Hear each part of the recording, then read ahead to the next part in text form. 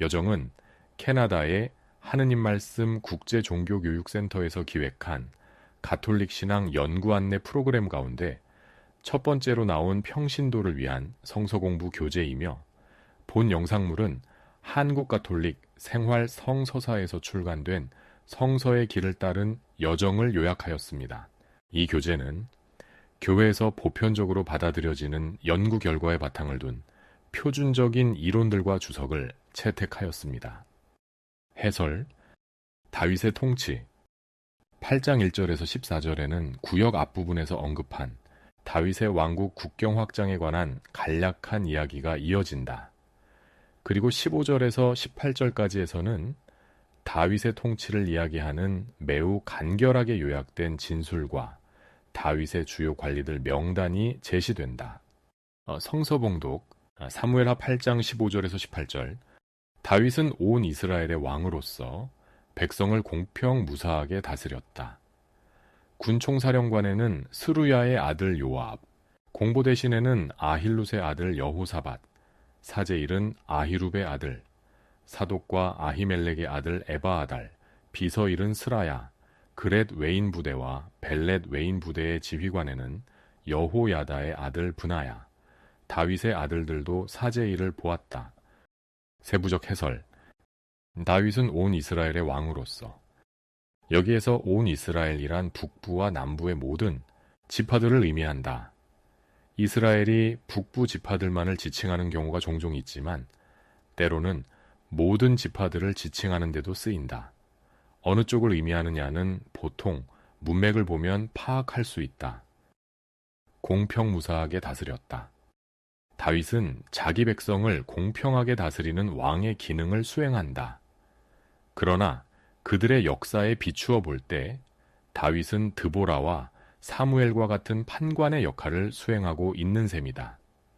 다윗은 비단 전쟁에서의 위대한 영웅이라는 점에서 판관일 뿐 아니라 법을 선포하고 집행하는 일을 주관하는 사람으로서도 역시 판관이다.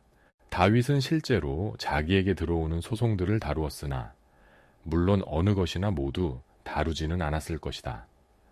아마 출애굽기 18장 13절에서 26절에 나오는 것과 유사한 체제가 갖추어져 있어 나라 전역에 여러 고을에 있는 판관들이 비교적 작은 소송들을 해결하고 복잡하고 중요한 사건들만 예루살렘 왕정으로 올리도록 되어 있었을 것이다.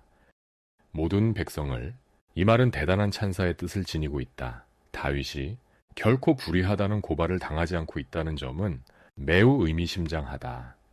일반적으로 왕들에 대해서 매우 비판적인 성서저술가들이 이 구절에서는 다윗의 통치를 정의로운 통치로 요약하고 있는 것이다. 다윗의 재위 기간 중에 꽤 많은 부분이 거의 알려져 있지 않다. 자세한 사실은 처음과 마지막에 대해서만 나와 있다. 그러니까 그 사이의 기간에는 북부에서나 남부에서나 별로 불평이 나오지 않은 훌륭한 통치 기간으로 보인다. 다윗의 백성은 모두가 공평하게 다스림받은 것이다. 대신들의 명단은 요압을 사령관으로 하는 상비군과 공보 대신 2명의 공식사제와 수석비서, 왕궁 수비대와 다윗의 아들들에게 주어진 하급 사제직 등으로 구성된 중앙정부가 있었음을 가리킨다. 솔로몬의 행정부와 비교해볼 때 다윗의 정부는 매우 단순했다. 다윗은 부족 단위의 조직을 함부로 뜯어고치지 않고 과거의 형태 그대로 존속시켰던 것 같다. 사무엘 하권 9장에서 20장까지는 단일한 작가에 의해 기록된 연속적인 하나의 이야기인데, 이 작가는 자기가 이야기하는 사건들이 발생했던 그 당시에 살았던 사람이었을 가능성이 높다. 이 12개 장은 단순하면서도 섬세한 솜씨로 쓰여져 있다. 가장 하찮은 인물에서 가장 중요한 인물에 이르기까지 모든 인물들이 생생하게 살아있다. 그는 다윗이나 그의 가족들의 진상과 약점을 숨기려 하지 않는다. 아들이 다윗의 왕위에 대한 복잡한 궁정의 음모가 이야기 전편의 핵심 주제로 깔려있다. 이 12개 장들을 이 구역에서 공부할 부분으로 제시하지는 않지만 전체를 한번 빠짐없이 읽어보도록 강력히 권하는 바이다. 이 대목에는 다윗이 요나단의 아들에게 베푸는 호의와 다윗의 아들 압살롬이 아버지에 대항하여 반란을 일으키는 이야기가 담겨 있다. 또한 다윗이 자기 자식과 싸우기를 거부하고 예루살렘을 떠나는 이야기도 나와 있다. 그런가 하면 저 유명한 다윗과 밧세바 이야기도 여기에 나온다. 다윗의 범죄가 주는 두려움은 그것이 하느님의 총애를 받는 자가 저지른 죄이기에 더욱 충격적인 것으로 받아들여지고 있다.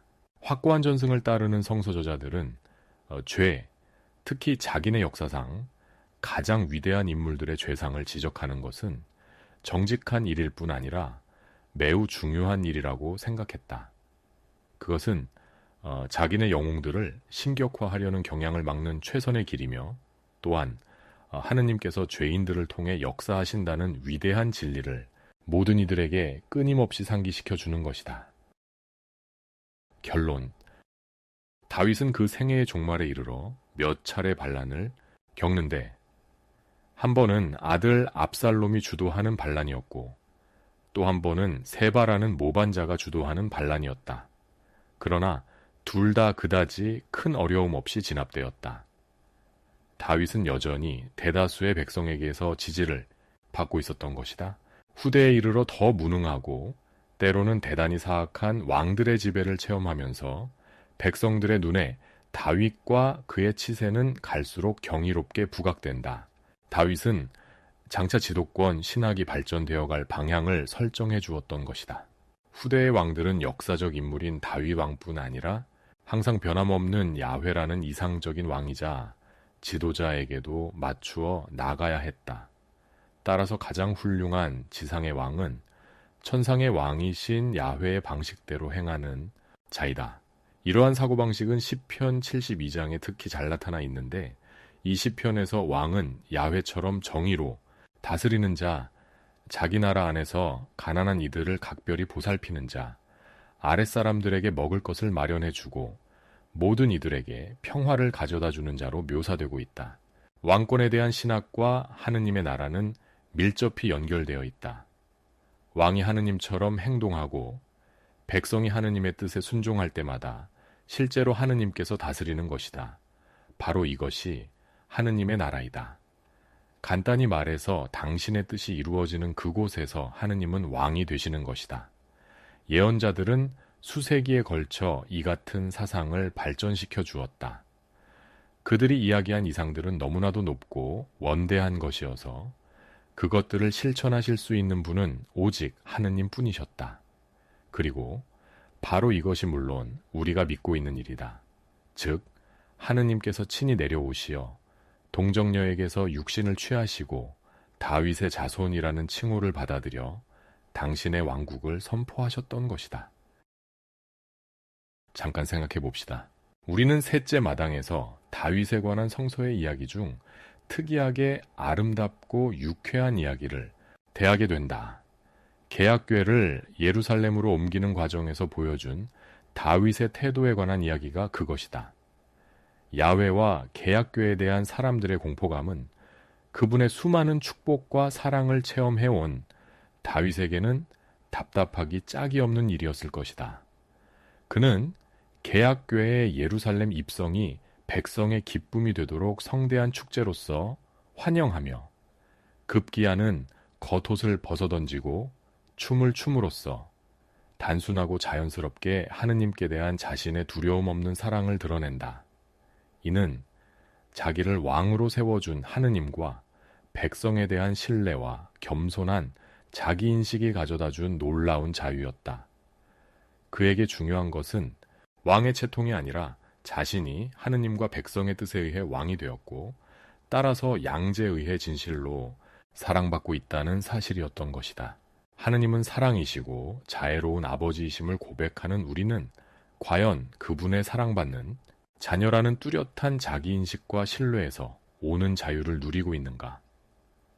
우리는 하느님에 대한 잘못된 인식과 양심의 가책에서 오는 심리적 두려움을 가질 수 있다.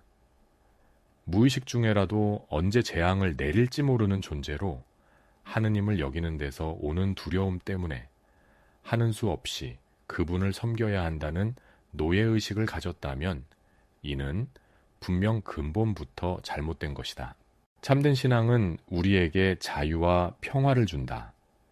우리가 진실로 하느님의 뜻을 따라 살고 이웃과 화목하여 양재에게서 사랑받고 있음을 겸허하게 인식할 때 이 자유와 평화는 더 순수해지고 하느님을 내 안에 모시는 일이 개약궤를 예루살렘에 모시는 일 이상으로 큰 기쁨이 될 것이다. 다음 영상물에서 계속 이어집니다. 구독 신청으로 함께 해주세요.